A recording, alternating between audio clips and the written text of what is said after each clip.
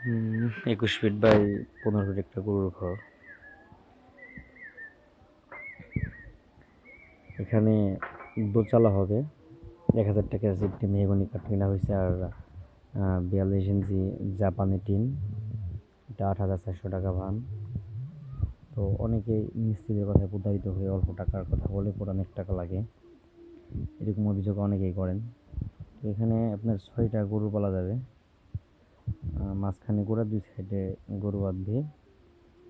এই সাইড দিয়ে গরু বসার জন্য পথ আছে, হাফওয়াল, মাঝখানে 2 সাইডে জাপ হবে।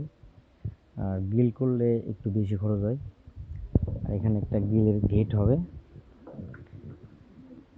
মোটামুটি 1,30,000 টাকা মতো লাগবে আপনার, যদি শুধু ঝাপ করা হয়। আর গ্রিল করলে 1,60,000 থেকে 70,000 টাকা যাবে।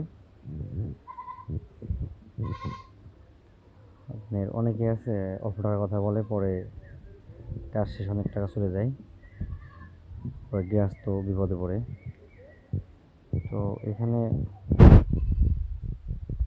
টোটাল যে হিসেবটা দিয়ে হলো এটাই লাগবে, সে কম বেশি হবে না আপনার। তারপরেও কাজ করার আগে মালের দাম বা জিনিসপত্রের দাম যাচাই করে নেবেন, কোনটা কত টাকা, সব কিছু শুনে হিসাব করে পরে কাজে হাত দিবেন।